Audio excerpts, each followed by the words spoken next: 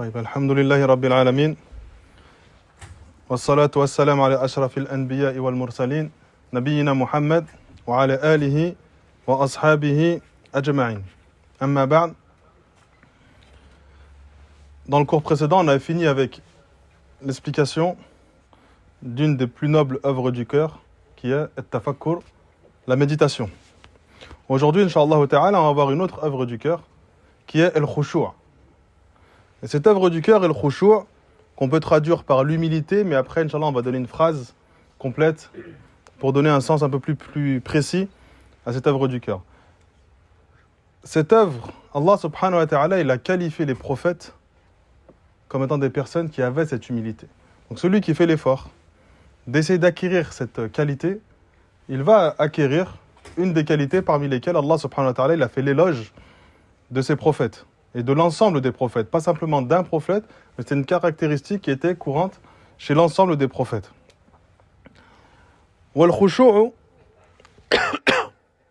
cette définition que les savants ont apportée pour le khushu', elle est venue avec à plusieurs reprises dans les livres de sciences avec des définitions différentes. Mais en fait, le sens, il est plus ou moins, il se rapproche. Et il est dit, huwa qiyamul qalb bayna yaday ar-rabb bil khudu'i wadh-dhul. C'est le fait de se poster devant Allah subhanahu wa ta'ala, devant les ordres d'Allah azza wa jal, devant ton Seigneur Allah azza wa jal, bil khudu'i wadh-dhul, avec soumission et humilité. Donc ce qiyam, cette soumission de ton cœur, elle va avoir un impact sur la soumission de tes membres. Et en fait, toute personne qui a le cœur soumis à Allah subhanahu wa ta'ala, il aura forcément les membres de son corps qui vont être soumis à Allah subhanahu wa ta'ala. Par contre, il y a quelqu'un qui peut montrer ou paraître comme étant une personne qui est soumise à Allah dans son apparence, mais son cœur ne l'est pas en réalité. Et on va s'en apercevoir dans les moments de difficulté ou dans les moments d'aisance. Donc celui qui est soumis à Allah subhanahu wa ta'ala, lorsqu'il lui arrive une difficulté, une peine, une calamité, son cœur, il est tout le temps apaisé. Son cœur, il est tout le temps soumis à Allah subhanahu wa ta'ala. Ce qui fait que tu vois sur son apparence qu'en réalité, cette épreuve ne le perturbe pas tant que ça. Il y en a d'autres d'apparence, lorsque tu les vois, ils ont l'air très pieux, très vertueux. La moindre épreuve qui les touche, tu les sens, ils sont pas bien. Parce qu'en fait, c'est son cœur qui est perturbé. Son cœur qui n'a pas cette quiétude, qui n'a pas cette sérénité, qui n'a pas cet apaisement. Donc en fait, tu peux montrer autant de choses que tu veux d'apparence. À un moment donné, ce qu'il y a réellement dans ton cœur va ressurgir. Et celui qui a ce khushu', en réalité, ce qu'il montre en apparence, c'est réellement ce qu'il a dans son cœur. Lorsqu'il est touché par un bonheur, son bonheur, il ne l'utilise jamais au-delà des ordres d'Allah subhanahu wa ta'ala. Quelqu'un, peut-être, il va être amené par être touché par un bonheur, il va recevoir une somme d'argent, il va être content. Cette somme d'argent, il va l'utiliser dans la désobéissance à Allah subhanahu wa ta'ala. Pourquoi ? Parce que ce bonheur l'a poussé à la désobéissance. D'autres, c'est l'inverse. Lorsqu'ils sont touchés par une épreuve, c'est très souvent eux, lorsqu'ils sont touchés par une épreuve, tu vois en réalité leur comportement change. Ce n'est plus le même homme. Lorsqu'il est à la mosquée, il a un comportement, une apparence. Lorsqu'il est touché par la calamité, tu vois que son comportement, c'est pas le même. Donc là, tu comprends qu'en fait, ce qu'il montrait à la mosquée, c'était une image qui était contraire à ce qu'il avait réellement dans son cœur. C'est pour cela que le prophète sallallahu alayhi wa sallam, il nous invoque dans le hadith, il a dit « Ala wa inna fil jasadi mudra ». Donc dans le corps, il y a un morceau de chair, d'accord ? Si ce morceau de chair est pur, tout le reste du corps sera pur. Et si ce morceau de chair est impur, tout le reste du corps sera impur. Et ce morceau de chair, c'est lequel ? C'est le cœur. Le prophète, alayhi salatu wassalam, il n'a pas dit si ton corps est pur, alors cela veut dire que ton cœur est pur. Il a orienté ça de manière différente. Celui qui a, dans ce morceau de chair qui est le cœur, une pureté, son corps deviendra pur. C'est-à-dire qu'en fait, ton corps, ça va devenir le miroir de ce qu'il y a dans ton cœur, réellement, dans toutes les situations. Et nous, des fois, par la grâce d'Allah azza wa jal, on doit montrer une apparence de soumission à Allah subhanahu wa ta'ala. Il ne faut pas comprendre que celui qui montre son apparence, qui est soumise à Allah azza wa jal, il est en train de montrer une apparence d'hypocrite. Non, nous, ce n'est pas ce qu'on dit. Ce qu'on dit, c'est que une fois que tu as montré ton appartenance à l'islam, une fois que tu as montré cette image de ta soumission à Allah subhanahu wa ta'ala de manière apparente, il faut que cette image que tu montres aux gens, elle soit similaire avec la soumission qu'il a dans ton cœur. Ça, c'est primordial. C'est exactement l'une des choses pour laquelle Allah subhanahu wa ta'ala il a envoyé les prophètes et il a il a fait en sorte que notre prophète Mohammed sallallahu alayhi wa sallam, il ait cette révélation pendant tant d'années, pour que leur cœur soit vraiment, le cœur des compagnons soit vraiment soumis à Allah subhanahu wa ta'ala. Et donc cette soumission, ce khushu', il va être à la fois dans ton cœur et à la fois sur tes membres. Cheikh al-Islam Ibn Taymiyyah rahimallahu ta'ala, il dit donc le khushu', il a deux sens. At-tawadu' wa dhul, donc cette humilité, cette modestie. Le dhul, c'est le rabaissement, mais en fait c'est un rabaissement qui est noble, c'est une soumission complète à Allah subhanahu wa ta'ala. Donc ton cœur, il va être totalement soumis à Allah azza wa jalla. Donc le premier de ces sens, c'est la soumission du cœur. Et le deuxième, il dit as-sukun wa at-tama'nina. Étant donné que ton cœur, il est tout le temps soumis à Allah subhanahu wa ta'ala, dans ton apparence, tu vas toujours ressentir un apaisement. Donc tu vas être toujours apaisé et serein, peu importe ce qui se passe dans ta vie. On va évoquer dans la suite des cours pourquoi Allah subhanahu wa ta'ala il a fait de cette œuvre-là, qui est le khushu', une caractéristique des prophètes. Alors qu'en réalité, toutes celles qu'on a évoquées au préalable, ce sont des caractéristiques des prophètes. Mais celle-ci en particulier, Allah il l'a répété dans le Coran, également c'est vu dans la sunna du prophète sallallahu alayhi wa sallam, que ce khushu', cette humilité, cette soumission du cœur et des membres était une caractéristique du prophète.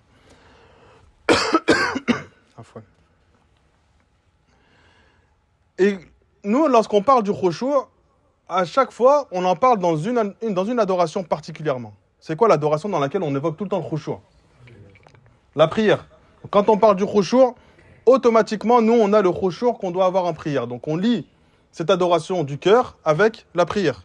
Alors qu'en réalité, c'est quelque chose qui est plus large, qui est plus vaste. En fait, ce khushu'-là, cet apaisement, cette quiétude, tu dois l'avoir toute ta vie. Sauf que dans la prière, Allah subhanahu wa ta'ala, il l'a cité dans le Coran, il l'a cité dans la sunna, qu'on doit avoir ce khushu', c'est-à-dire dans ta prière, il faut que ton cœur il soit complètement apaisé, complètement détaché de tout ce qui pourrait le perturber.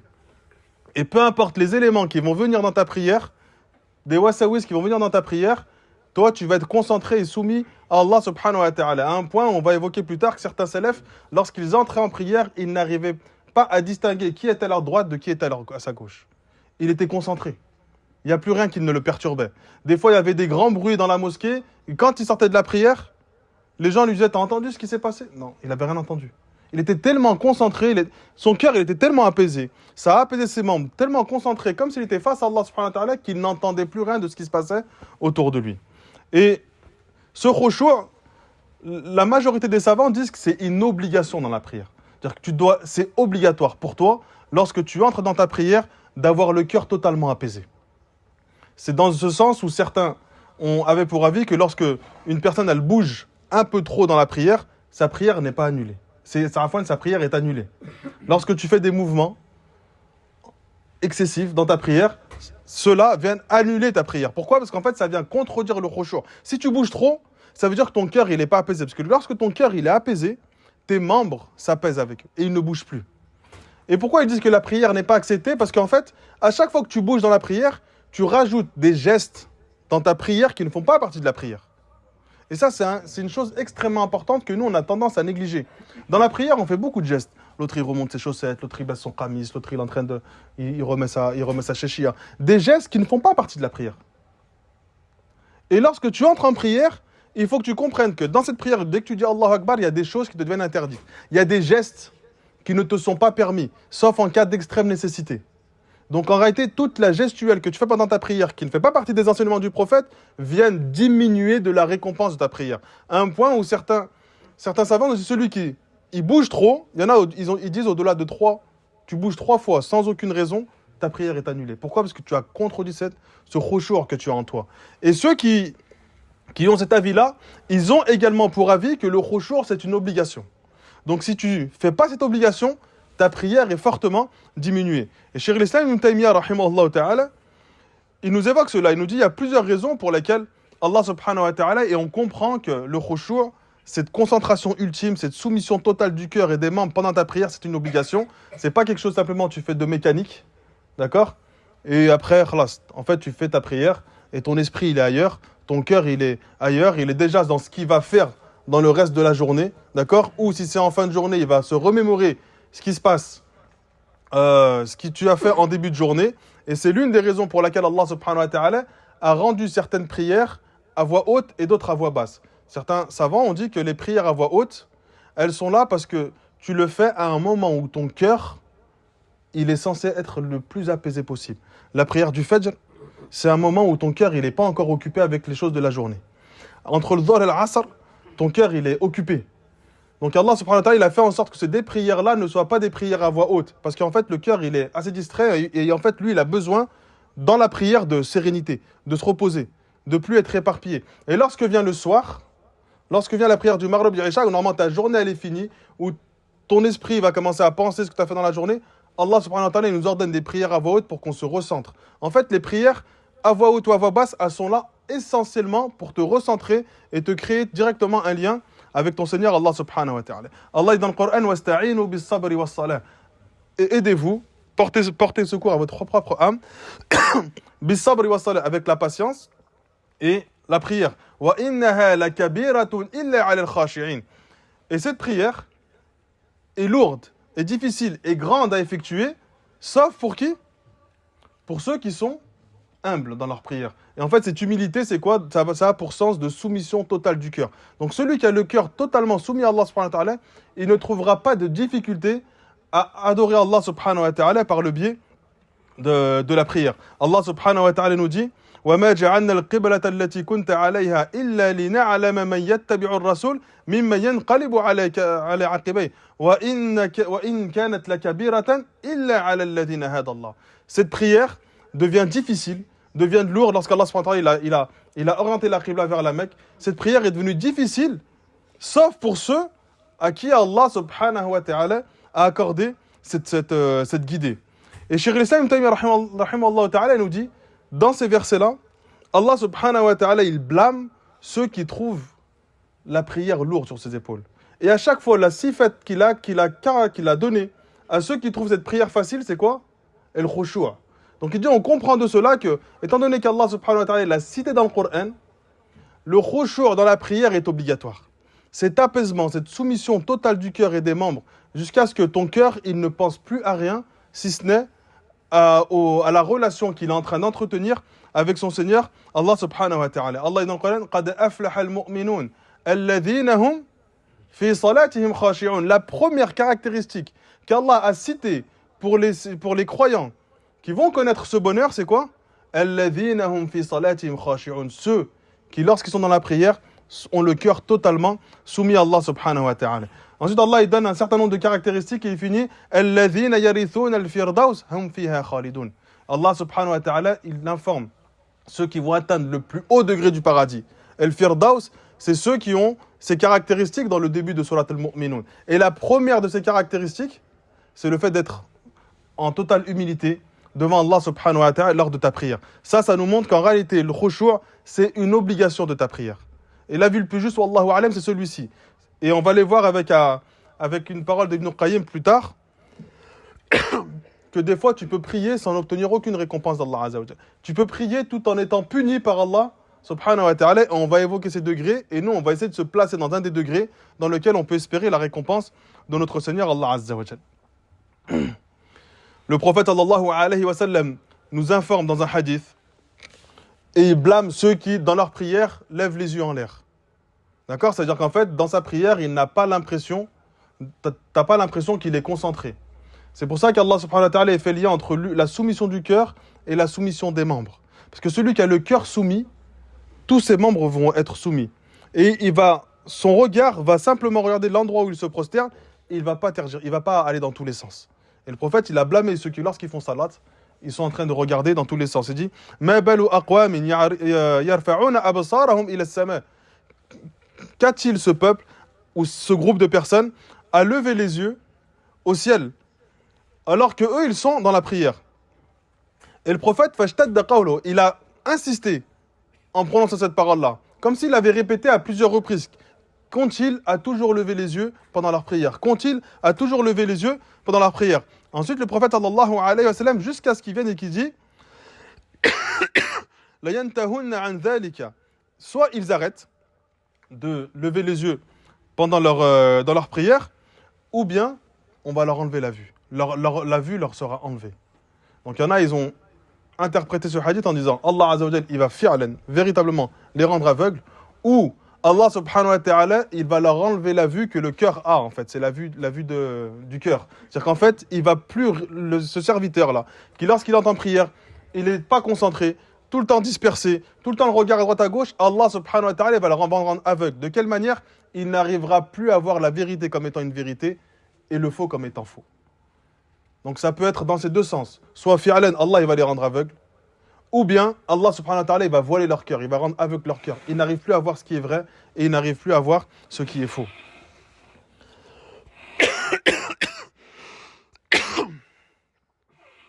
Toutes les adorations, ce qui nous montre l'importance de cette adoration qui est le khushu'.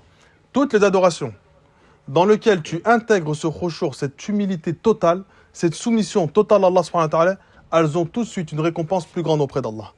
Donc, à partir de là, tu comprends que dans l'adoration d'une personne, son degré de sincérité va lui donner une grande récompense. Et son degré d'humilité, de soumission du cœur et des membres dans cette adoration-là, va également lui donner une grande récompense. Donc, tu peux avoir deux personnes qui prient, à côté, la même prière, et un qui va être beaucoup plus récompensé par Allah Azza wa Jal, parce qu'il est plus sincère, d'accord? Et, ou bien, même s'ils ont la même sincérité, un qui va être beaucoup plus récompensé d'Allah Azza wa Jal parce que lui, il a un khushu' qui est plus grand et qui est plus parfait. C'est pour ça que Hassan ibn Atiyya, rahimallahu ta'ala, il dit Inna ar-rajulayn. Donc certes, tu peux trouver deux personnes. La yakunana fi salatin wahida. Les deux, ils sont présents dans la même prière. Wa inna baynahuma fil fadl kama bayna as-sama'i wal ard. Mais ils ont pour mérite ou pour récompense de cette prière-là, leur récompense est... Comment on traduit? Non, pas immense, c'est pas ça que je voulais dire. Leur récompense, elle est similaire à ce qu'il y a entre les cieux et la terre.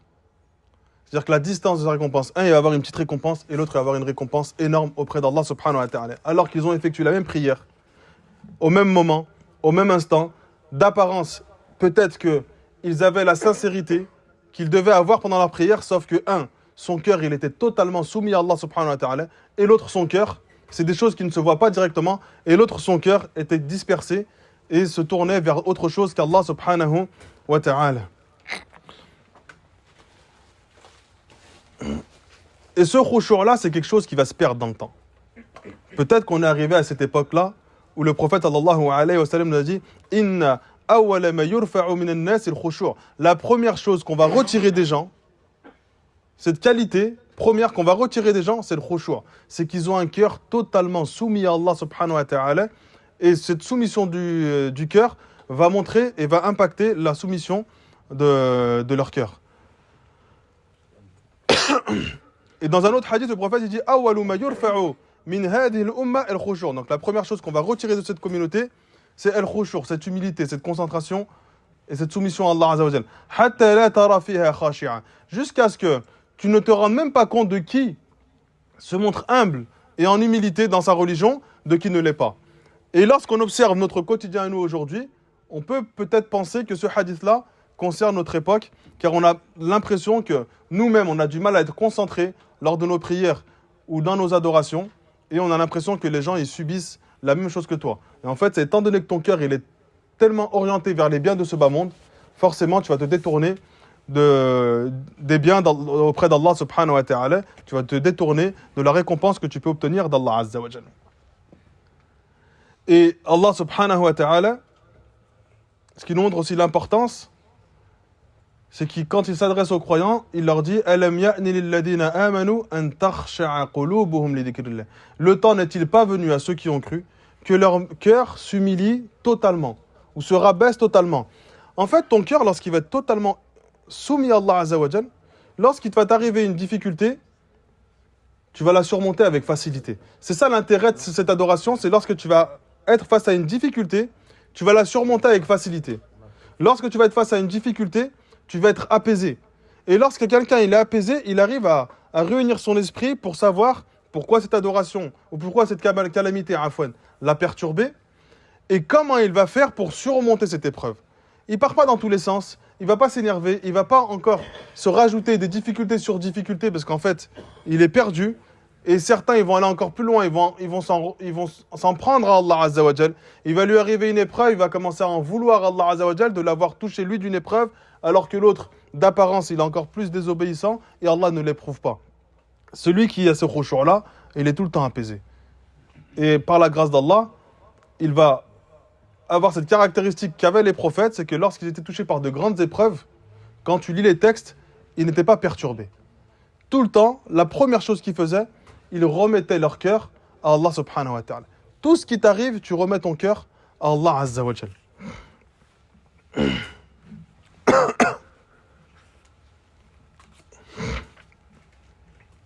Et ce khushu', celui qui a appris le Coran, ou bien celui qui lit régulièrement le Coran, il va trouver que ce mot, il a été cité régulièrement. Et à chaque fois qu'il est cité dans le Coran, il vient avec un sens un peu différent. Donc des fois, quand tu vas lire des traductions, malheureusement, à chaque fois qu'il y a le mot khushu', ils traduisent par le mot humilité ou humble. Mais des fois, quand tu lis le contexte, tu as l'impression que le sens, il va pas. Parce qu'en fait, ils ont traduit le mot khushu' par humilité dans tout, en fait. Alors que dans le Coran, Allah, il l'utilise de manière différente, d'accord ? Et en fonction de comment il l'utilise, il vient avec un sens différent. Le premier sens qu'il peut avoir, c'est le sens dhul, humiliation. Une totale humiliation. Allah Azza wa Jalla dit wa khasha'atil aswatu lirrahman. Donc l'homme al-qiyamah wa khasha'atil aswatu lirrahman. Donc les voix vont être totalement humiliées, totalement soumises devant le miséricordieux. Fala tasma'u illa hamsa. Et tu n'entendras rien d'eux, ne serait-ce que des petits chuchotements. Donc là, le sens de khushu', dans le Coran, peut-être ils vont traduire par cette humilité ou le mot humble, mais en fait, c'est que ces voix-là, l'homme al-qiyamah, ce brouhaha qu'il va avoir, il va s'estomper.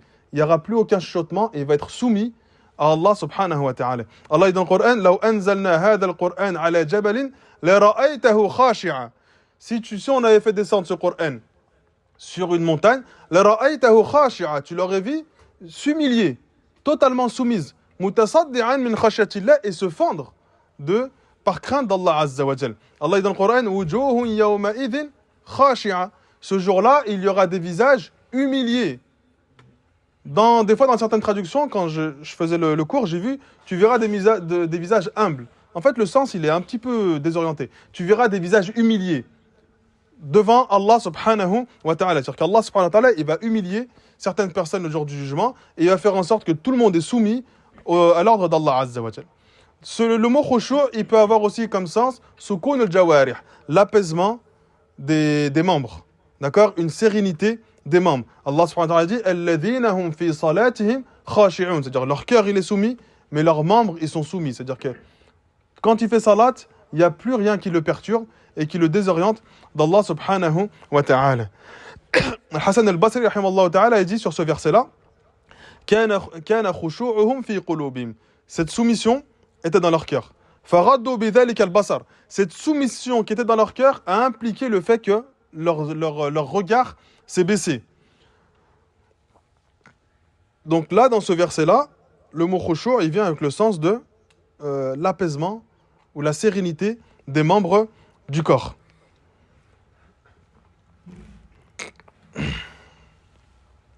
Et Cheikh al-Islam Ibn Taymiyyah rahimallahu ta'ala, il dit celui qui a le cœur soumis à Allah subhanahu wa ta'ala, alors son regard, automatiquement, il va se baisser. C'est pas quelqu'un qui marche dans la rue avec un regard qui est haut. Parce qu'en fait, son cœur, il est tellement soumis à Allah azza wa jal que même lorsqu'il marche dans la rue, lorsqu'il regarde des choses, il a toujours tendance à baisser le regard. Celui qui n'a pas cette soumission, son regard, il est tout le temps en train de... Même hors salat. Il le dit, même hors salat, la personne est tout le temps en train de regarder à droite à gauche. Parce qu'en fait, son cœur, il est toujours dissipé. Et étant donné que ton cœur, il est dissipé par tout ce qui se passe autour de toi, et ben ton regard, qui est là, qu'on a vu dans les cours précédents, c'est celui qui a le premier impact sur ton cœur, d'accord ? Et ben ton regard, il va se lever. Et il va tout le temps contempler tout ce qu'il y a autour de lui. Et il va avoir extrêmement de mal à baisser le regard, justement, face aux choses qui sont haram. Lorsqu'Allah subhanahu wa ta'ala lui dit de baisser le regard face aux femmes qui lui sont interdites, il n'arrive pas. Pourquoi il n'arrive pas à baisser le regard ? Parce que son cœur, il n'est pas totalement soumis à Allah azza wa jal. Son cœur, il n'a pas cette soumission à Allah. Donc celui qui a la soumission à Allah dans son cœur, son regard, il va se baisser automatiquement. Lorsqu'il va marcher, lorsqu'il va être en prière, lorsqu'on va l'observer, on sent chez lui une sorte de quiétude et d'apaisement. Et subhanallah, lorsqu'on observe cela, on voit que certaines personnes, lorsque tu les vois, tu sens qu'elles sont électriques. Il y a quelque chose qui ne va pas, il est toujours perturbé, toujours énervé, toujours stressé. Et celui qui est toujours stressé, tu vois quelqu'un ou... Inch'Allah, khair, Inch'Allah. Et lorsque tu l'observes, en fait, tu vois qu'il n'est pas bien. Des fois, tu le ressens toi-même, en toi. Tu sens qu'en fait, tu n'es pas bien. Il n'y a rien dans ta vie qui te dérange, mais tu sens qu'il y a quelque chose en toi qui est pas apaisé. Bah en fait, c'est ton cœur, il n'est pas apaisé. Ton cœur, il n'est pas tout le temps soumis. Ton cœur, il est tout le temps en train de s'orienter vers quelque chose qui va l'orienter vers la désobéissance à Allah Azza wa Jal. Donc ton âme, elle va te pousser vers un péché. Même quand tout dans ta vie va bien, eh ben, il n'y a rien qui doit t'orienter vers un péché, mais tu ne sais pas pourquoi tu vas t'orienter facilement vers un péché. Parce qu'en fait, ton cœur, étant donné qu'il n'est pas totalement soumis à Allah Azza wa Jal, il s'oriente automatiquement vers des désobéissances. Donc si tu ne le contrôles pas, si tu ne le soumets pas à Allah, tu vas désobéir à ton Seigneur Allah Azza wa Jal.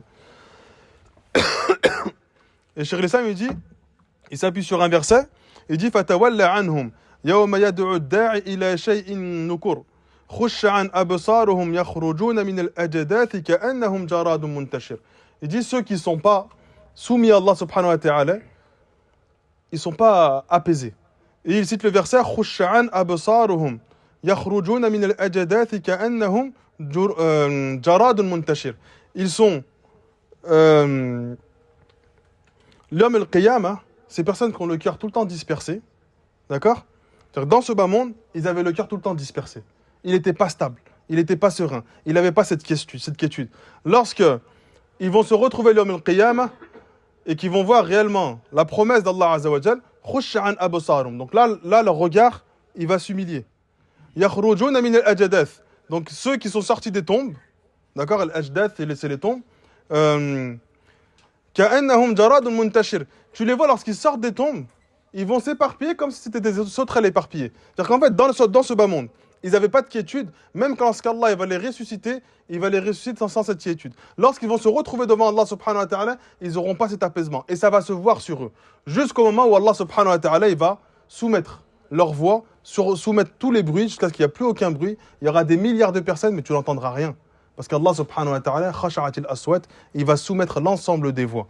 Donc en fait, la façon dont tu as vécu, c'est la façon dont tu vas mourir. Et la façon dont tu vas mourir, c'est la façon dont tu vas être ressuscité. Pas simplement d'apparence, même ton cœur. Si ton cœur il est éparpillé, lorsque tu vas être ressuscité, tu vas être ressuscité d'une manière qui va être éparpillée.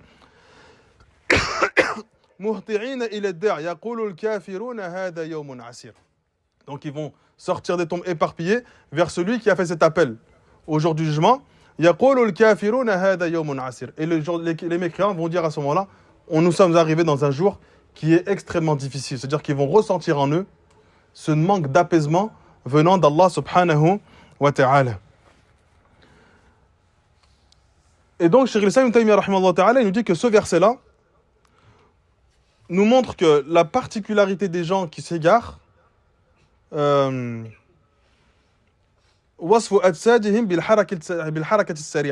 particularité des gens qui s'égarent, c'est qu'Allah les a qualifiés, les a décrits comme des personnes qui, où leur corps, afwan, bouge dans tous les sens. C'est-à-dire qu'en fait, quand tu l'observes, tu ne vois pas chez lui une sérénité et une quiétude. Tu ne vois pas chez lui un apaisement. Lorsqu'il est dans une difficulté, et là plus particulièrement lorsque tu es dans une difficulté, et là j'insiste sur ça, on voit la piété d'une personne dans la difficulté. La véritable piété. Par la grâce d'Allah, on a tous une piété en nous. D'accord ? Quelqu'un, il peut être très nerveux et pieux à la fois. Une femme, elle peut être un peu désobéissante, avoir beaucoup de caractère et pieuse à la fois. Ça, c'est quelque chose qui est important parce que nous, on a trop tendance à mettre la piété dans des cases. D'accord ? Donc, celui qui est comme ça, il est pieux. Celui qui fait ça, il n'est pas pieux. Une femme qui conduit, elle n'est pas pieuse. Une femme qui ne conduit pas, elle est... C'est un peu ça. Hein ? Un frère, sa femme, elle conduit, lui, à côté, il craint. On a, en fait, nous, on met la piété des gens dans des cases. Et ça, c'est quelque chose qu'il ne faut pas faire. L'imam al-Nawawi, rahimahullah ta'ala, il nous dit, tu peux trouver une femme qui a un fort caractère et qui s'oppose à son mari tout en étant pieuse. Ce n'est pas quelque chose qui est contradictoire. Donc nous, par la grâce d'Allah, on a toute cette piété en nous, sauf que cette piété, elle a des degrés. Et nous, on veut atteindre le degré le plus haut de piété. Et celui qui atteint ce degré de plus haut de piété, il va tout le temps être apaisé lorsqu'il va se retrouver dans la difficulté. Et c'est pour cette raison que les prophètes ont été qualifiés comme étant des gens qui étaient totalement soumis à Allah subhanahu wa ta'ala, avec une crainte totale d'Allah azza wa jal, qui même dans la difficulté continuaient à obéir à Allah azza wa jal et à ne pas avoir des comportements qui allaient déplaire à notre Seigneur. Le mot khushu', il a aussi un sens dans le Coran qui vient avec le sens du mot al-khawf, la peur. Donc l'humilité, il vient aussi avec le sens de peur. Et ce sens-là, comme dit Qatada, c'est khushu' al-qalb. Ton cœur, il est totalement en humilité, en soumission à Allah. Et cette soumission, elle va créer chez toi une peur. Une peur du châtiment d'Allah subhanahu wa ta'ala. Et cette peur, elle va être tellement intense que ton regard, il dit ton regard, il va tout le temps être baissé. Et plus particulièrement lorsque tu entres en prière. Donc en fait, plus une personne, elle observe l'endroit où elle fait la prière, le makan al-sujud, mawdi' al-sujud, et qui reste concentré, plus cela, c'est une preuve de la soumission de son cœur. Donc chacun, il juge sa propre personne. Il regarde comment il est dans sa prière, que ce soit la prière en groupe ou la prière lorsqu'il est seul, et qu'il consulte son cœur. Est-ce qu'il est totalement soumis à Allah subhanahu wa ta'ala, ou bien il pense toute la journée à ce qu'il a fait tout le reste de la journée. Et ce mot khushu', il vient aussi avec le sens de peur. Allah subhanahu wa ta'ala, lorsqu'il parle des prophètes, il dit وَيَدْعُونَنَا رَغَبًا وَرَهَبًا, et il nous invoque avec amour et crainte. وَكَانُوا لَنَا خَاشِعِينَ, et ils avaient le cœur rempli de crainte devant nous. Donc là, le sens qui est voulu dans ce verset, c'est la crainte, c'est la peur. Dans les traductions, ils disent qu'ils ont le cœur humble devant Allah. Mais en fait, le sens qui est voulu, c'est qu'ils ont le cœur totalement soumis à Allah azza wa jal, avec plein de peur et plein de crainte. Peut-être que le mot humble, il vient avec tous ses sens en français. Wallahu a'lam. En tout cas, nous, le sens qu'on utilise régulièrement, quand on parle de quelqu'un d'humble, c'est quelqu'un qui est modeste. Donc des fois, quand on dit le khushu', c'est l'humilité, c'est vrai, c'est juste. Mais on a l'impression que c'est... Quand on lit les versets, on a l'impression qu'en fait, le verset, il n'a pas un sens réellement qui est voulu en arabe. Allah subhanahu wa ta'ala dit « Tarahum yu'raduna alayha » Donc lorsque tu les verras qui seront exposés, les gens seront exposés devant l'enfer. Donc ils vont être effrayés. Là, le khushu', c'est pas simplement ils vont être humiliés. Ils vont être effrayés et totalement humiliés devant Allah subhanahu wa ta'ala. Donc là, le khushu' qui est voulu, c'est la peur. Et l'humiliation, c'est az-zul qui c'était dans le même verset. Khashi'ina min az-zul. Donc ils vont être totalement effrayés par l'humiliation qu'ils sont en train de voir devant eux et à laquelle ils vont être confrontés, c'est de leur entrer en enfer. Yanzuruna min tarfin khafi, ils regardent l'enfer avec un œil furtif, ils ne veulent même pas le voir. Mais Allah subhanahu wa ta'ala, il va envoyer tous ceux qui lui ont désobéi dans cet enfer. Et il a qualifié ces personnes-là comme étant effrayées et humiliées devant ce châtiment d'Allah subhanahu wa ta'ala. Donc le mot khushu', il vient aussi avec le mot de peur et d'effroi. Il a également un sens qui est at-tawadu'. Et là, c'est justement le sens qu'on trouve dans tous les versets où Allah subhanahu wa ta'ala parle du khushu', c'est le fait d'être humble, le fait d'être en totale humilité. Donc Allah subhanahu wa ta'ala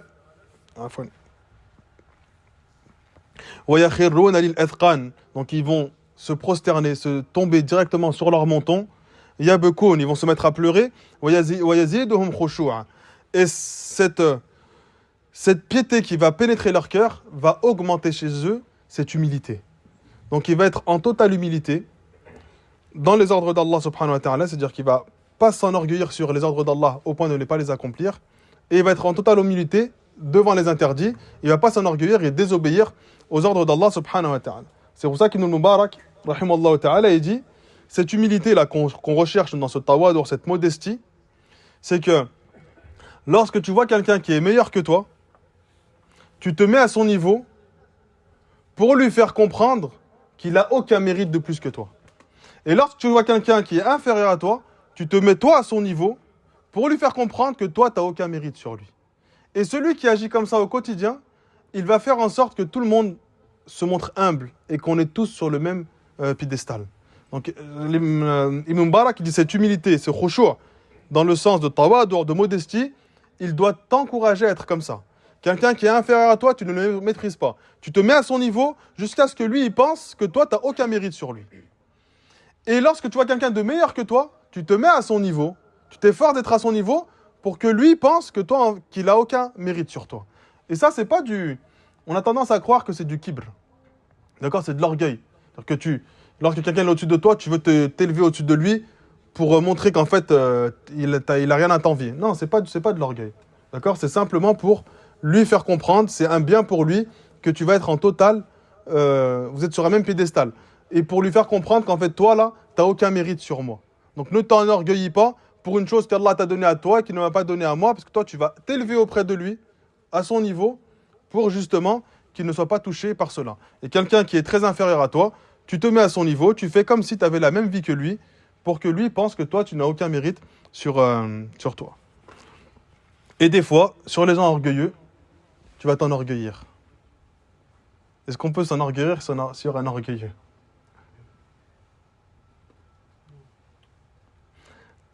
En fait, les ulama ils disent, Cheikh Saad al-Shatri, ils l'ont posé la question, est-ce qu'on peut s'enorgueillir sur un orgueilleux? Il dit le fait de s'enorgueillir sur un orgueilleux, c'est pas de l'orgueil, c'est du tarafu', c'est de l'élévation. En fait, quelqu'un il est orgueilleux, toi tu t'élèves au-dessus de lui pour lui faire comprendre qu'en fait ton orgueil il te sert à rien. Donc toi tu lui fais comprendre à lui que son orgueil il lui est pas bénéfique, mais toi l'action que tu as fait, c'est pas de l'orgueil, c'est de l'élévation. En fait, tu t'élèves volontairement au-dessus de lui, pas à son niveau, tu t'élèves volontairement au-dessus de lui pour lui montrer qu'en fait il a pas à être orgueilleux. Et des fois on le voit, c'est pour ça qu'on voit certains savants, certains salafs, ils disent ouvertement ce qu'ils ont appris. On voit, par exemple, tu prends Cheikh Fawzan, quand il fait sa biographie, il dit j'ai appris ça, j'ai appris ça, j'ai appris ça. C'est pas pour s'enorgueillir. Des fois, c'est un taraf, c'est pour s'élever, pour se donner une crédibilité encore plus grande. Donc, lorsque les gens voient de toi que tu as étudié, par exemple, ils vont automatiquement pas sentir de toi, wallah alam, selon l'intention que tu as, que tu es orgueilleux. Ils vont sentir de toi que tu es en train de montrer que tu as un niveau plus élevé que les autres. Et parce que tu as un niveau plus élevé que les autres, tu es plus en droit d'être écouté. Donc quand on voit les savants comme Cheikh Fawzan qui font leur biographie, ne pensez pas qu'ils le font par orgueil. Ils le font simplement pour encourager les gens à suivre ce chemin de la science, d'accord? Et aussi pour montrer leur niveau, pour justement, si quelqu'un veut se montrer orgueilleux, lui, il est bien au-dessus de tout ça. Et ça, c'est quelque chose qui est important. Donc cette modestie que tu dois avoir dans ta vie, lorsque quelqu'un il est plus bas que toi, qu'est-ce que tu fais? Tu te mets à son niveau. Pour pas lui montrer que tu as de nombreux bienfaits de plus que lui, jusqu'à ce que ça le peine. Lorsque quelqu'un il est au-dessus de toi, mais qui ne se montre pas orgueilleux, mais de peur à ce qu'il utilise ce statut qu'il a au-dessus de toi, toi tu te mets à son niveau, tu t'efforces de te mettre à son niveau pour que tu lui fasses comprendre que vous êtes sur le même piédestal. Lorsque quelqu'un se montre orgueilleux envers tout le monde, alors toi tu t'élèves encore plus grand, encore plus haut. Pourquoi? Pour lui montrer qu'en fait, si les gens ne sont pas au-dessus de toi, c'est pas parce qu'ils ne peuvent pas. C'est simplement parce qu'en fait, ils sont modestes. Et des fois, cette modestie, tu vas l'utiliser pour te montrer au-dessus de lui. En fait, lui, il va comprendre en réalité, par ta modestie à toi, et ça, on a l'impression que c'est contradictoire. En fait, cette modestie que tu utilises pour te mettre au-dessus de lui, va lui faire comprendre à lui qu'il doit être modeste. Par contre, ça, il faut le faire avec une sincérité totale. Parce que l'impact de ta sincérité dans tes œuvres est très importante. Si en fait tu te mets au-dessus de lui, puis en fait au fond de toi, tu as un fond d'orgueil, ça n'aura pas l'impact voulu. Quand les savants parlent de ce qu'ils n'ont pas appris, nous, ça nous motive, ça nous encourage. Parce qu'avec la grâce d'Allah, ils le font avec une sincérité. La parole qui sort du cœur pénètre les cœurs.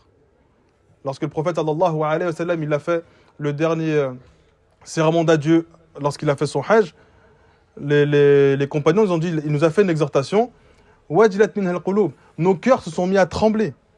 Et les savants ont dit pourquoi là particulièrement plus que toutes les autres fois, alors que pendant 23 ans ils ont reçu les exhortations du prophète sallallahu alayhi wa sallam, mais cette dernière exhortation avant qu'il décède a fait trembler leur cœur.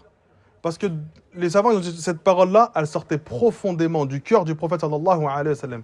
Et la parole qui sort du cœur pénétrer les cœurs. Donc la parole qui sort du cœur pénètre les cœurs. Et nous, on le constate constamment. Tu prends une khutbah de Cheikh Fawzan, lorsque tu l'écoutes lui, ou Cheikh Al-Uthaymin, ou peu importe un savant que tu aimes, lorsque tu vas l'écouter, cette khutbah, elle va avoir un grand impact dans ton cœur. Et tu prends un frère, dans n'importe quelle mosquée, qui fait la même mot pour mot, c'est-à-dire il l'apprend, il monte sur le minbar et il l'a fait. Et ça a zéro impact. Pourquoi?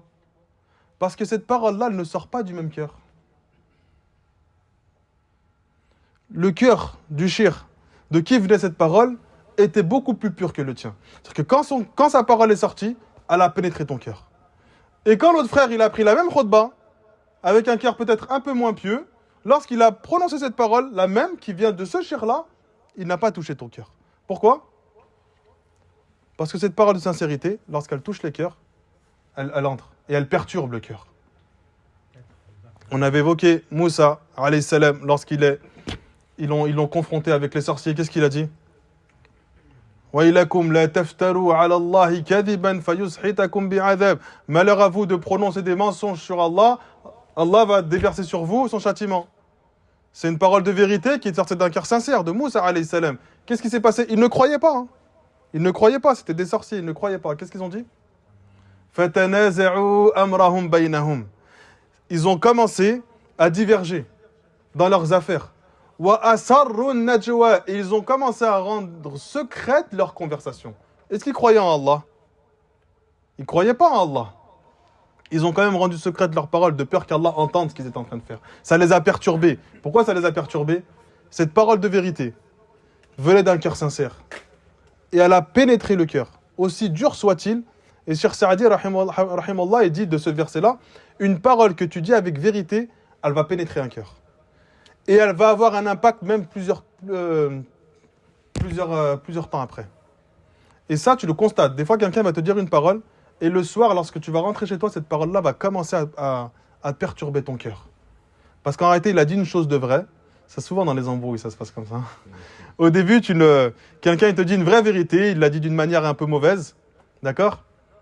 Toi, sur le coup, tu vas t'emporter, mais le soir, lorsque tu es seul avec toi-même, tu sais au fond de toi, tu ne peux pas mentir à ton âme, tu sais au fond de toi que cette parole-là était vérité. Pourquoi ? Parce que cette parole de vérité, elle a obligatoirement, une parole de vérité a un impact dans ta vie. Elle vient te perturber. Et ça, prenez-le, comme il dit Cheikh Ibn Baz, rahimallahu ta'ala, il dit, lorsque quelqu'un te fait un conseil, te donne une recommandation, tu vas tomber sur différents types de personnes. Il dit, tu vas tomber sur un premier type de personne qui te donne un conseil bien placé, d'une bonne manière. Il a dit, lui, accepte de lui. Le deuxième, c'est quelqu'un qui te donne un conseil bien placé, c'est-à-dire un vrai conseil, mais d'une mauvaise manière. Détourne-toi de la façon dont il a procédé et attarde-toi sur la vérité qu'il vient de dire sur toi.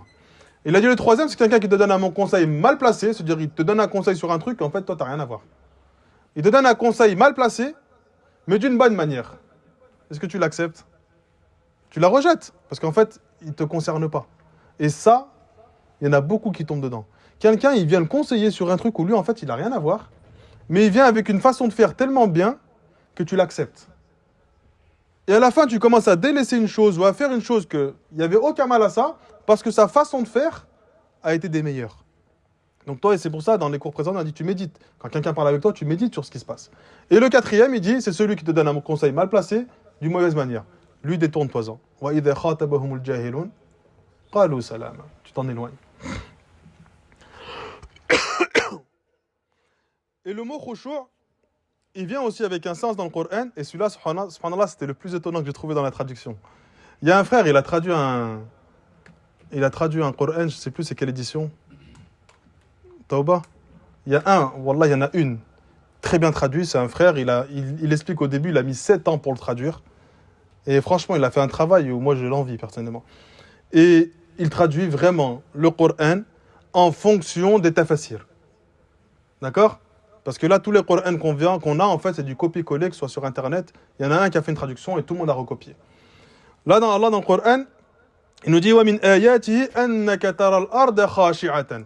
Et parmi ces signes, c'est que tu vois la terre humble. فَإِذَا أَنزَلْنَا عَلَيْهَا الْمَاءَ اهْتَزَّتْ وَرَبَتْ. Et lorsque nous avons fait descendre de la pluie sur cette terre-là, elle s'est mise à pousser et à grandir. Mais toi, là, en fait, quand tu lis le verset, tu ne comprends pas le sens. Pourquoi la terre, elle est humble ? Parce que là, le sens de khashi'a, c'est pas humble, c'est pas de l'humilité.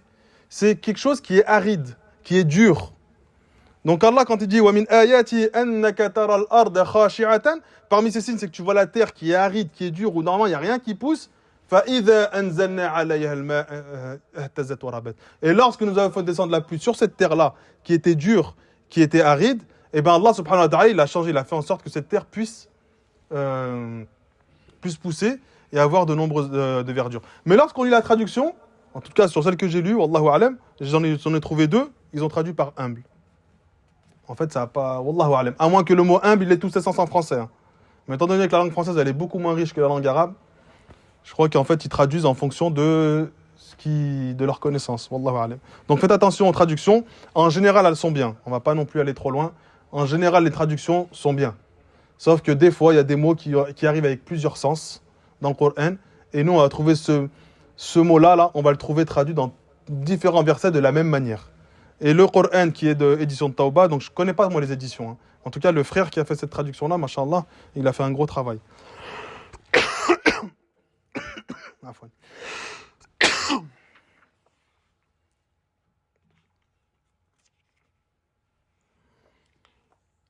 Et dans la sunna du prophète sallallahu alayhi wa sallam, donc le prophète nous parle régulièrement du khushu', et à chaque fois qu'il nous parle du khushu', il l'associe à quelle adoration ?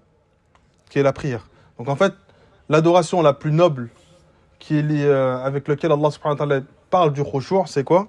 C'est la prière. Alors qu'on a dit que une adoration, toutes les adorations sur lesquelles il y a un khushu' qui est plus grand, elle est plus récompensée auprès d'Allah subhanahu wa ta'ala. Mais celle qu'Allah cite tout le temps dans le Coran et qui lit tout le temps le khushu' avec une adoration, c'est la salat, pour nous montrer l'importance d'avoir cette totale soumission à Allah subhanahu wa ta'ala dans ton cœur et dans tes membres pendant la salat. C'est pour ça que dans notre ruku', on dit quoi ? Dans le ruku' ou dans le sujoud, Allahumma laka raka'atu, ou Allah, pour toi je me suis incliné, ou prosterné dans le sujoud, ou à quoi ? Wa bika amantu, en toi j'ai cru, wa laka aslamtu, en toi je me suis soumis, khasha'a laka sam'i, c'est soumis à toi, mon ouïe, wa basari, ma vue, ça c'est pendant la prière, c'est-à-dire que pendant la prière, tu as soumis tes oreilles, ta vue, wa mukhi, mon esprit, même mon esprit, il est soumis à Allah subhanahu wa ta'ala, wa azmi wa asabi, donc même mes os sont soumis à Allah subhanahu wa ta'ala, wa asabi, mes tendons, ma chair est soumis à Allah. Ça c'est ce que tu dis pendant ta prière dans une des invocations. Et les ulama, ils ont dit en fonction de ce hadith-là, que la soumission du cœur, c'est la première chose que tu vas faire, et lorsque ton cœur va être soumis, eh bien, ton ouïe va être soumise, ta vue va être soumise, tes membres du cœur vont être soumis, tes os vont être soumis, ton esprit va être soumis à Allah subhanahu wa ta'ala. Donc celui qui arrive à faire rentrer ce khushu' dans son cœur, bi'idhnillah, tout le reste de son corps va être soumis à son Seigneur, Allah azza wa jal. Et le khushu', comme dit l'imam Ibn Qayyim rahimahullah ta'ala dans le Madarij, le khushu' il a plusieurs degrés. D'accord ? Le premier degré de khushu', c'est at-tadhallul li amrillah. C'est que tu es soumis aux ordres d'Allah subhanahu wa ta'ala ou aux commandements d'Allah azza wa jal. Ma'al istislam li hukmi. Tu es également soumis au jugement d'Allah subhanahu wa ta'ala. Wa at-tawadu'u li nadarillahi ta'ala lah. Et que tu vas être, là le mot tawadu' en humilité, en soumission, en fait tu vas tout le temps ressentir qu'Allah subhanahu wa ta'ala, il te voit constamment. Tu vas toujours avoir l'impression, celui qui a son cœur soumis à Allah, il a tout le temps l'impression qu'Allah l'observe. Et le fait qu'il ait tout le temps l'impression qu'Allah l'observe, le pousse justement à délaisser les interdits et à montrer à Allah subhanahu wa ta'ala des choses qu'il aime. Car on a dit dans les cours précédents, lorsque tu aimes quelqu'un, tu veux lui montrer de toi le meilleur. Et lorsque tu montres ton amour d'Allah et ta soumission à Allah, la meilleure façon de faire, c'est quoi ? C'est de le montrer par tes adorations et de délaisser ses interdits. Donc l'imam Ibn Qayyim rahimahullah ta'ala, il dit donc cette soumission au commandement d'Allah subhanahu wa ta'ala, c'est le fait de rendre véridique tout son message.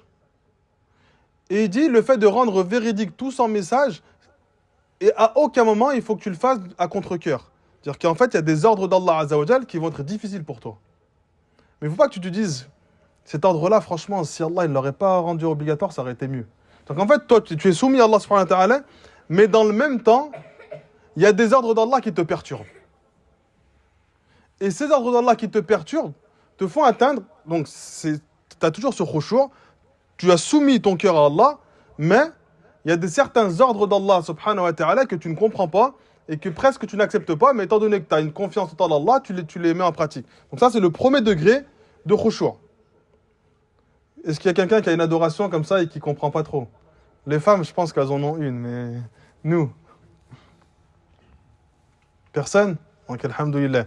Mais vous allez voir peut-être que lorsqu'on chemine religieusement, des fois, il y a des ordres d'Allah qu'on n'arrive pas à comprendre vraiment l'intérêt.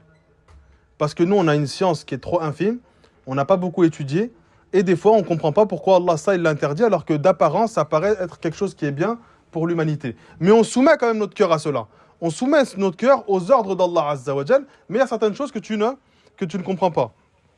Et il a dit, mais malgré cela, tu te soumets et tu es soumis à Allah subhanahu wa ta'ala, tu acceptes ses ordres, tu acceptes la révélation d'Allah subhanahu wa ta'ala, le message du prophète sallallahu alayhi wa sallam, et en faisant cela, tu es en train de montrer ton imperfection à Allah Azza wa Jal. C'est-à-dire qu'en fait, il y a des choses que tu ne comprends pas, mais étant donné que toi, tu sais que tu es imparfait, et qu'Allah, il est parfait dans l'absolu, alors tu fais confiance à Allah subhanahu wa ta'ala, et tu soumets ton âme à cette adoration, même si d'apparence, tu ne la comprends pas.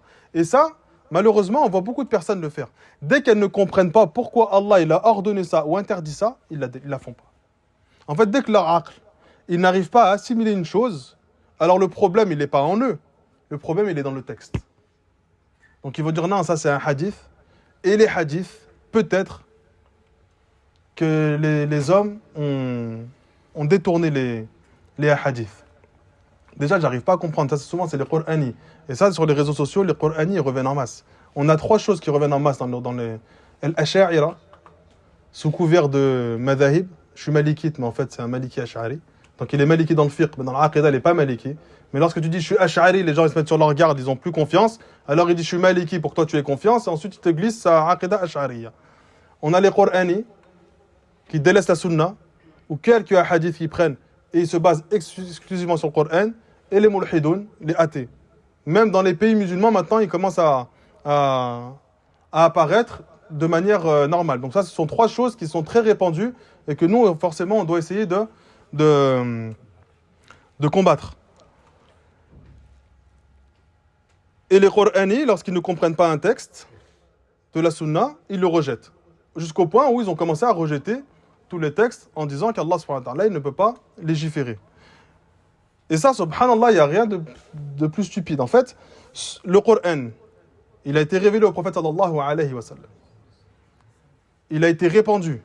Donc il ne peut pas être falsifié parce qu'il a tellement été répandu que suffit que c'est pas parce que tu le modifies dans une région que dans l'autre région, il va être modifié également. Donc en fait, le Coran, je ne peux pas le modifier. Et tellement Allah, il a fait en sorte que les gens apprennent le Coran par cœur que si tu changes ne serait-ce qu'une lettre, les gens vont s'en apercevoir. Et les gens, les hommes, qui nous ont transmis le Coran depuis l'époque du prophète jusqu'à maintenant, en fait, ce sont les mêmes hommes qui ont transmis les hadiths. Donc pour eux, Allah a décidé ou a considéré que ces hommes-là étaient suffisamment pieux pour transmettre le Coran, mais pas assez pour la sunna. En fait, ceux qui nous ont rapporté le Coran jusqu'à maintenant, c'est les mêmes qui ont rapporté les hadiths. Il n'y a pas eu 2 chemins différents. Et c'est ça qui est étonnant. Comment ils arrivent à rejeter les hadiths par les mêmes personnes qui nous ont apporté le Coran. Pourquoi? Parce qu'en réalité, lorsque ce premier khushu', ils ne l'ont pas atteint, lorsque leur âme, ou plutôt lorsque leur raison ne comprend pas un texte, ils ne se soumettent pas à Allah Azza wa Jalla en disant c'est Allah qui l'a ordonné, je m'y soumets.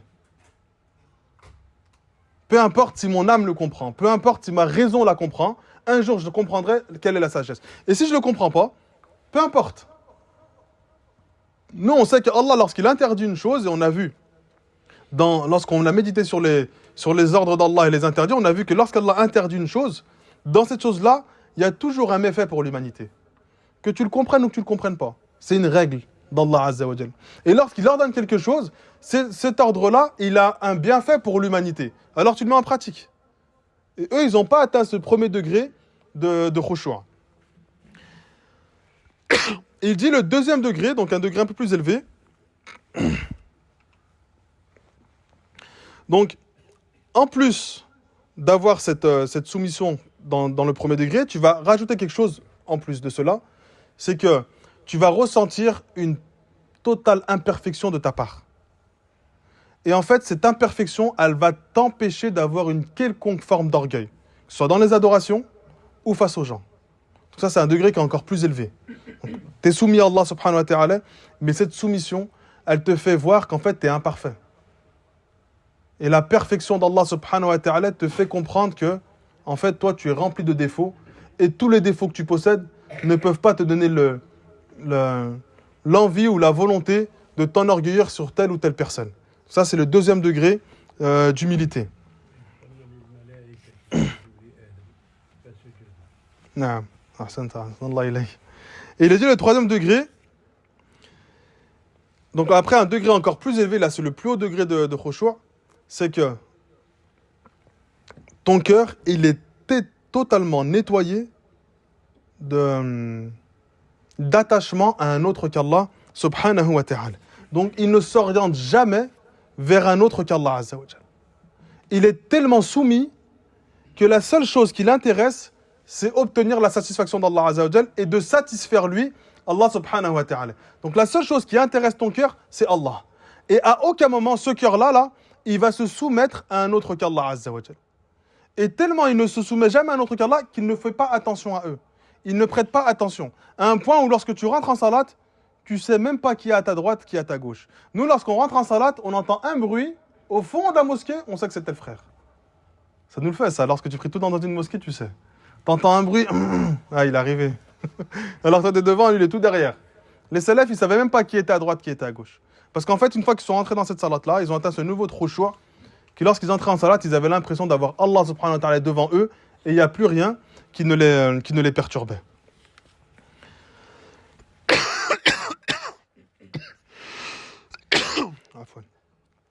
Et l'imam Ibn Qayyim, rahimahullah ta'ala, il dit justement par rapport à la prière, il dit les gens dans la prière, il va y avoir 5 degrés de personnes dans la prière. Et selon chaque degré dans lequel tu te trouves, tu obtiens une récompense ou pas. Il dit le premier degré, c'est al-zalim li nafsi. D'accord? Al-zalim li nafsi, celui qui est injuste envers soi-même. Il dit celui qui est injuste envers soi-même dans la prière, c'est celui qui fait la prière, mais qui dans sa prière n'a pas bien fait les ablutions.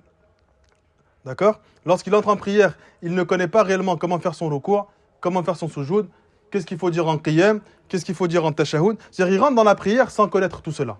Et il l'a fait de manière négligée. Et il ne fournit aucun effort pour apprendre cela. On ne parle pas de quelqu'un qui débute et on lui dit vas-y rentre dans le rang et tu apprends petit à petit. Là on parle de quelqu'un qui fait la prière mais il ne fait aucun effort pour apprendre les piliers, les conditions de cette prière-là. À un point où, subhanallah, c'est ajib ça, à un point où cette personne-là, elle peut déranger l'ensemble de la mosquée. Le prophète sallallahu alayhi wa sallam, un jour, il est rentré en prière. Et lorsqu'il a fini la prière, et c'est la prière du subh. Et lorsqu'il est rentré dans la prière du subh, il a récité surat al-Rum. Et lorsqu'il a récité surat al-Rum, il s'est trompé. Donc le prophète alayhi salatu wassalam, pour ceux qui ont appris le Coran, ça lui est arrivé des fois de mélanger des versets. Des fois, ceux qui apprennent le Coran, j'ouvre une demi-parenthèse, ceux qui apprennent le Coran, ils désespèrent. Ils pensent que c'est d'une trop difficile, il désespère. Le prophète alayhi salatu wassalam, il est rentré en prière et il s'est trompé dans la prière. Dans Sahih Muslim, le prophète sallallahu alayhi wa sallam, un jour, il passait devant une maison et un homme est resté le Coran. Et le prophète, il l'a entendu réciter le Coran. Et après, il s'est arrêté. Il a dit Rahimahullahu li fulan. Qu'Allah lui fasse miséricorde. Laqad dhakarani ayatan kuntu asqatuha min surati kada wa kada. Il m'a rappelé un verset que je faisais tomber ou que je ne récitais pas dans tel et tel verset. Celui qui a reçu la révélation dit ça d'un homme qui restait le Coran dans sa demeure. Et là, dans ce verset, dans ce hadith, le prophète il récite surat al-Rum et il se trompe. Et lorsqu'il finit la salat,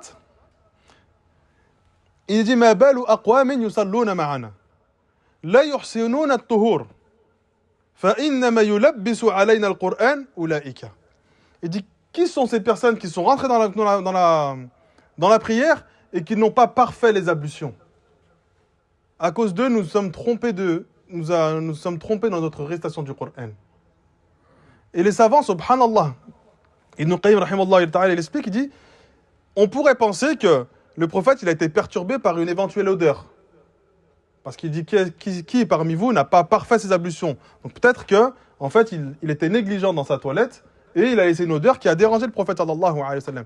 Il dit mais en fait, ça va encore plus loin que ça. Celui qui rentre dans une prière et qui ne fait pas bien les ablutions, qui ne connaît pas bien les conditions les piliers de la prière, il va, lui, alors que d'apparence, ça n'a rien à voir, lui, il va déranger la concentration de tous les autres. Pour montrer que toi, là, si tu négliges ta prière, tu déranges les autres. Alors que tu es tout seul dans ton coin. Et bien, dans ta salat, tu déranges les autres. À un point où le prophète sallallahu alayhi wa sallam nous informe qui, et ce hadith-là, il est authentifié par l'imam al-Albani, rahimallahu ta'ala, qui est rentré dans la prière et a négligé ses ablutions. Et à cause de lui, on nous sommes trompés dans notre... Donc en fait, ça a dérangé, ça a déconcentré l'ensemble des prières parce que lui a été négligent sur ses ablutions. Ce premier degré là de personne là, il est puni pour la prière qu'il est en train d'effectuer. Donc Allah subhanahu wa ta'ala, il est mu'aqib. Il va être, on va lui demander des comptes sur la façon dont il a été négligent sur sa prière.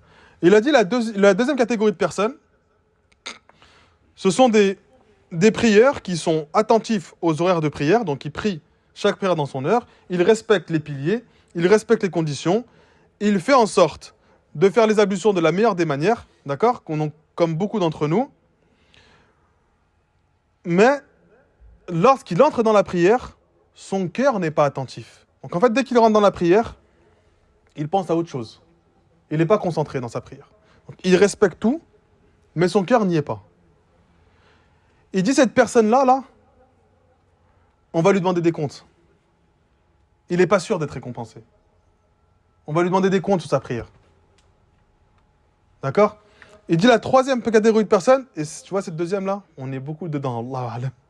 Donc il est possible qu'on prie, mais que nos cœurs, tellement ils n'y est pas, qu'en fait, tu peux ne pas être récompensé pour ce que tu es en train d'effectuer. Il dit la troisième personne, c'est celui qui respecte, donc comme le deuxième, les ordres de la prière, les conditions, les piliers, l'ablution, tout, il a tout respecté. Et lorsqu'un waswas vient dans son cœur, il ne le prend pas comme le deuxième qu'on vient de citer. Lorsqu'un waswas vient dans son cœur, lorsqu'il commence à avoir des insinuations du shaitan, il combat son âme. Donc il essaie de se concentrer, et des fois il pense à d'autres choses, et il essaie de se recentrer. Et toute sa prière, c'est un combat entre lui et son âme pour ne pas penser à autre chose et pour se forcer à être concentré dans sa prière. Il dit cette troisième personne, Allah subhanahu wa ta'ala, il va lui pardonner des péchés pour le combat quotidien qu'il a dans son... Donc il est récompensé, lui, bi'idhnillah azza wa jal, et en plus de cela, il peut espérer qu'Allah subhanahu wa ta'ala lui pardonne ses péchés. Alors que le deuxième, il peut être récompensé, mais il peut ne pas l'être. C'est-à-dire qu'il va être... Allah il va lui demander des comptes sur cette prière-là, il peut l'en récompenser comme il peut ne pas le récompenser. Le troisième, celui qui combat son âme, bi'idhnillah, il va être récompensé, et Allah subhanahu wa ta'ala, en plus de cela, il va faire en sorte que cette prière-là soit un annulatif de certains péchés. Et dit le quatrième, il entre dans la prière et il n'a pas de waswas. C'est-à-dire qu'en fait, son cœur, il est tellement soumis que les waswas, ils ne l'atteignent pas. Et donc, il n'est pas préoccupé dans sa prière à combattre son âme, à penser, à s'orienter, à se diriger vers un autre qu'Allah subhanahu wa ta'ala. Donc lui, il n'a pas de waswas, il entre dans la prière, bi'idhnillah, il est concentré, et du début de la prière jusqu'à la fin de sa prière, il l'a fait d'une manière des plus parfaites.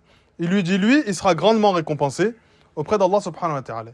Il a dit, le cinquième, c'est celui qui entre dans sa prière, qui est pareil, n'est pas perturbé, mais lui, il a atteint le degré de khushu' qu'on demande dans la prière.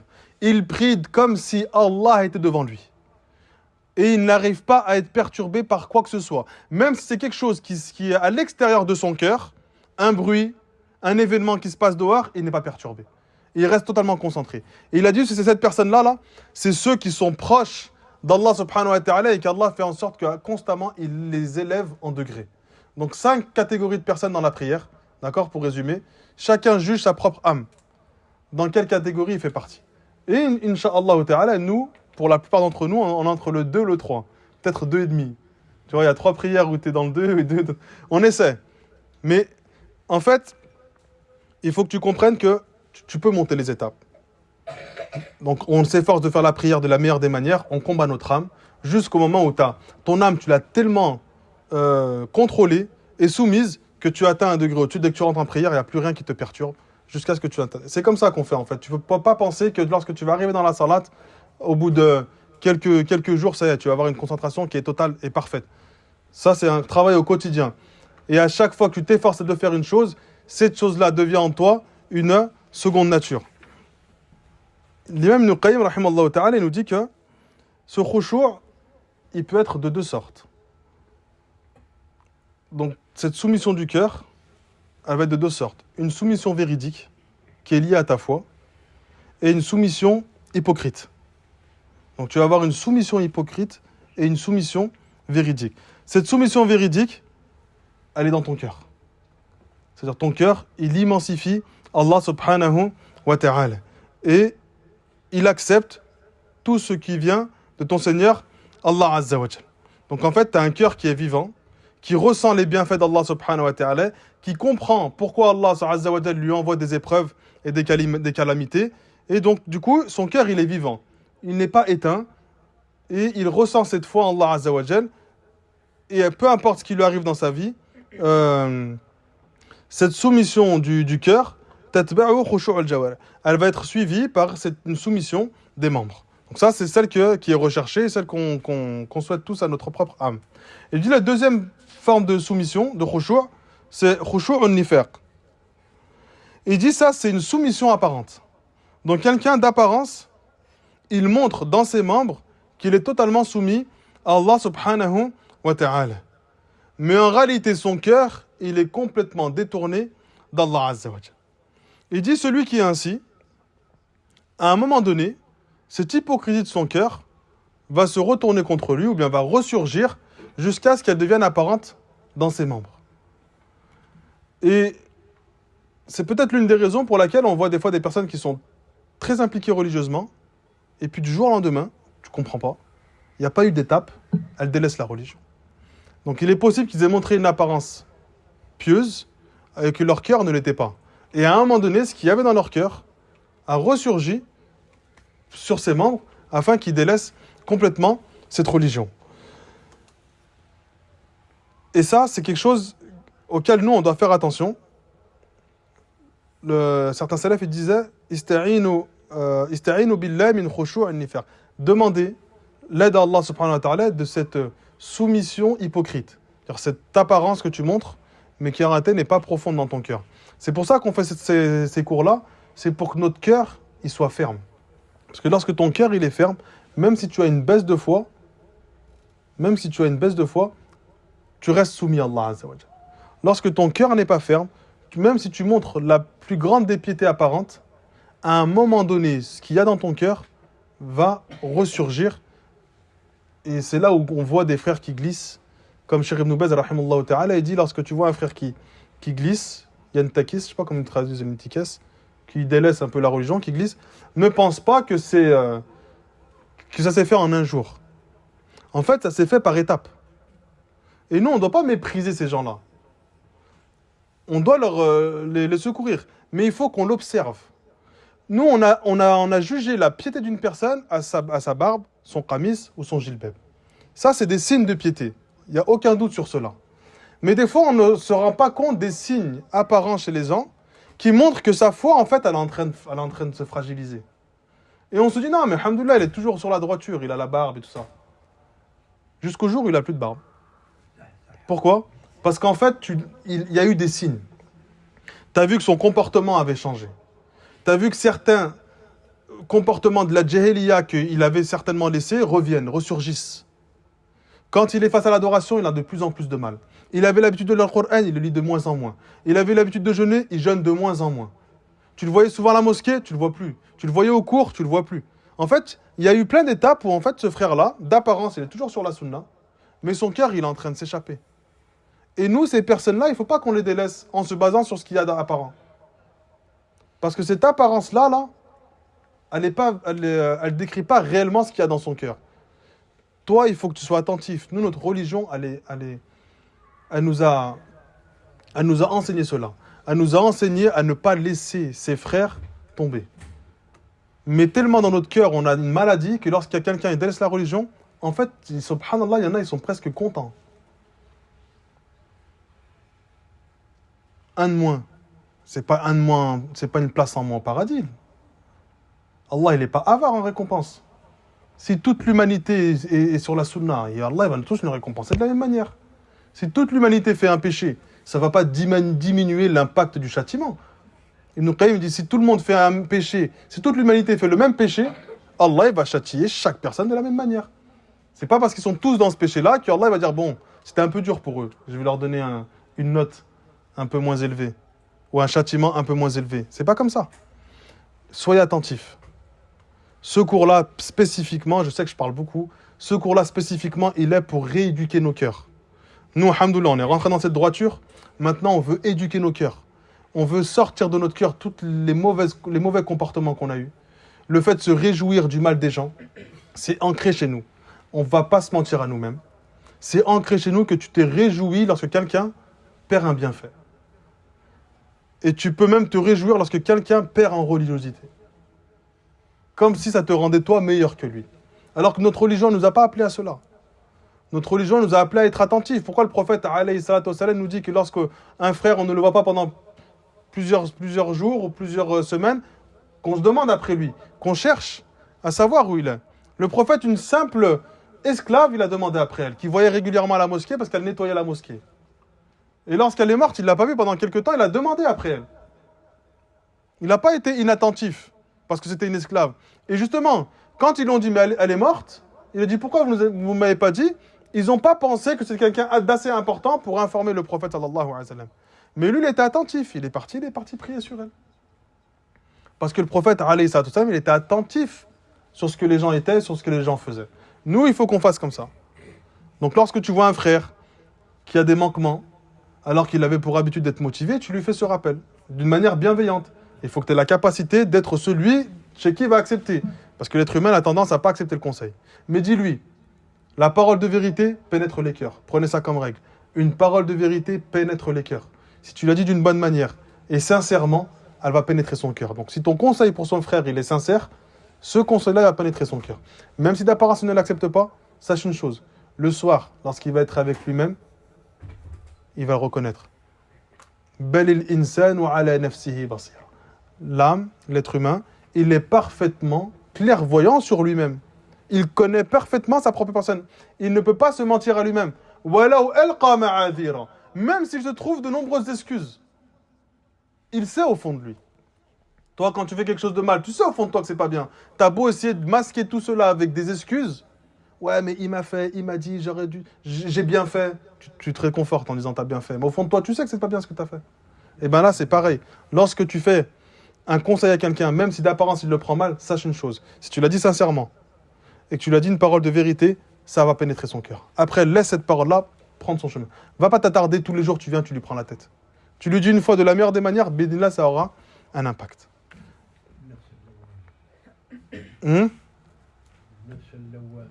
النفس اللوامة إلى هنا سبحانك اللهم وبحمدك لا إله إلا أنت أستغفرك وأتوب إليك